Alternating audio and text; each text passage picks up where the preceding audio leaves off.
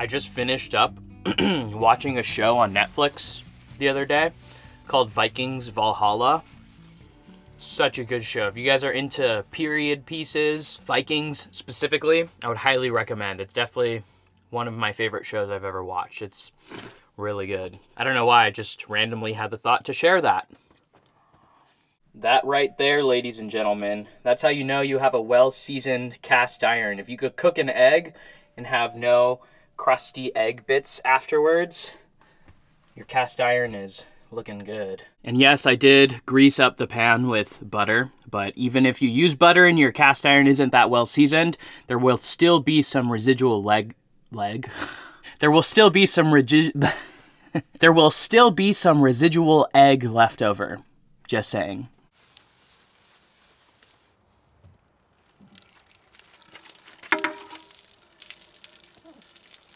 You guys might have seen in my last video, I got this little mini dehumidifier that I run in here now to help mitigate some of the condensation that I get in the camper. Obviously in a camper, you don't want condensation because condensation equals mold, mildew, all that kind of stuff.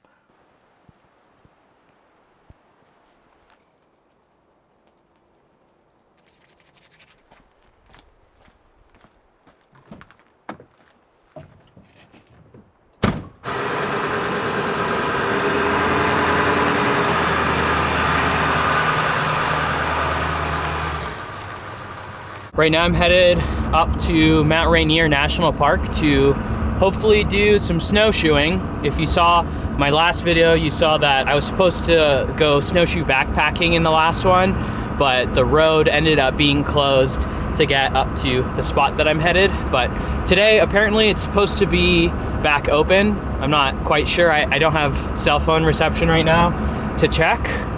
So we're just gonna go find out the old-fashioned way.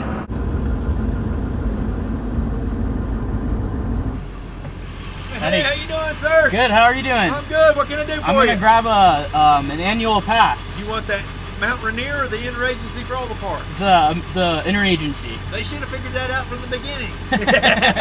If you go up to Paradise today, you got to be back to Longmire by 5 because they'll shut the gates. Okay. Good, Thank you very much. All right, you have a great day. You Thanks too. for coming. Thanks.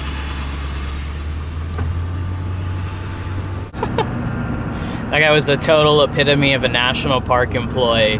He was just this older guy who is super friendly, super upbeat, really jolly, really cool guy. I hope to be like that one day, working at a national park perhaps.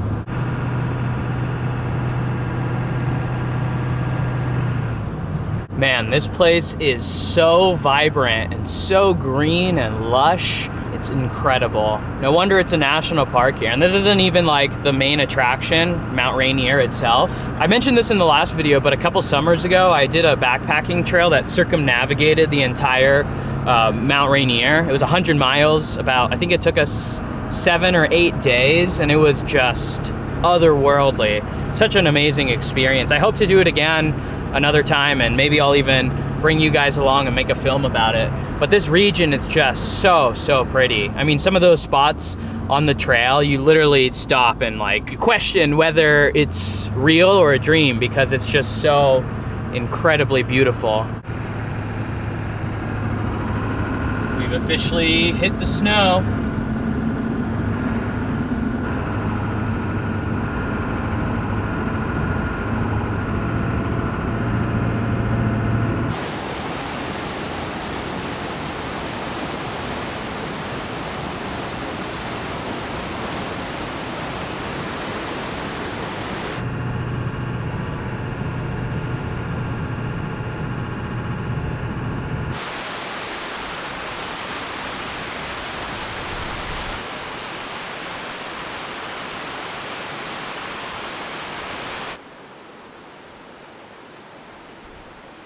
All right guys, I've made it to the spot where I'm gonna be snowshoeing. I'm just gonna whip up a quick lunch in the camper and then we'll hit the trail. And yes, we got the heater going to get nice and toasty before we go out into the cold snow.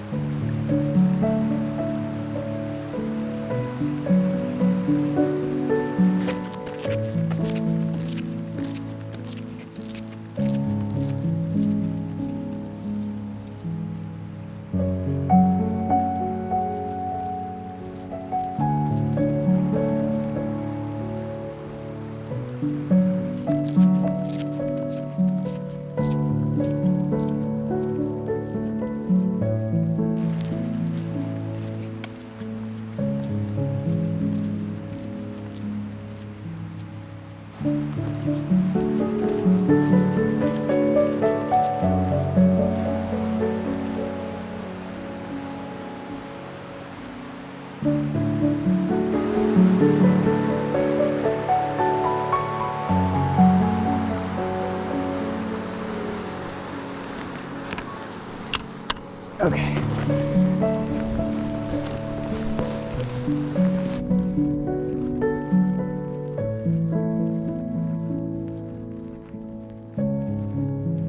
So that trail junction that I just passed connects to a trail that goes that way, and that's actually an easier way to get to the same destination that I'm headed to, but along the route there are some more avalanche prone slopes, and seeing as I'm by myself and I don't have proper avalanche gear, I'm not gonna take the risk. I'm just gonna avoid the avalanche zones altogether and go the slightly more difficult route, but the safer route. When you're traveling in snow country alone, especially when you're not the most avalanche savvy, it's always best to err on the side of caution.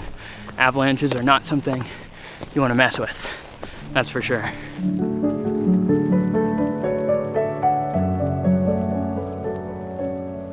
Breaking trail like this when it's fresh powder is always extremely tiring. As you see, I took my jacket off because I was also getting really overheated.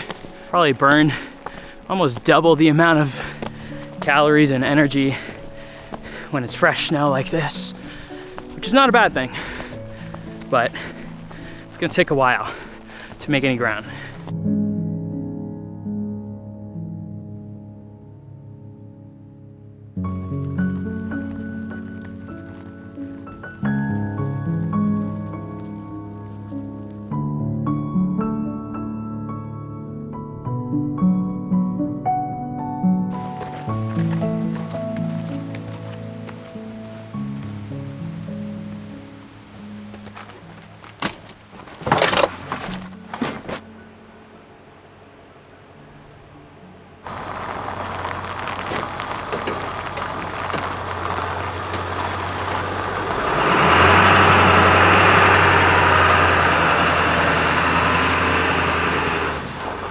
All right, that was a lot of fun, but now I actually got to get out of here before they close the gate, which they do in about 30 minutes from now, so no time to waste here.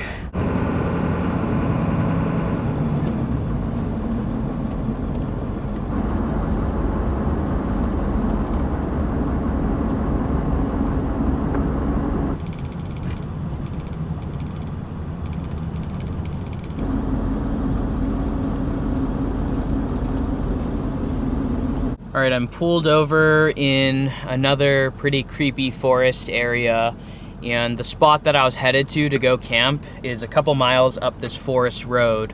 But so far up until this point, the forest road has been completely covered with really big potholes everywhere.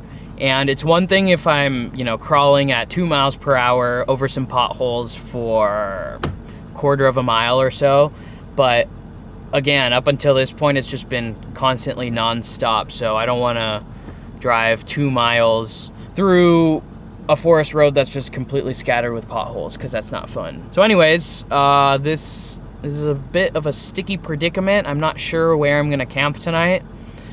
I might end up having to stay at like a rest area or something, because surprisingly, this entire area doesn't really have that much camping, so at least this time of year. But I'm gonna continue to try to find a spot. Super creepy around here at night.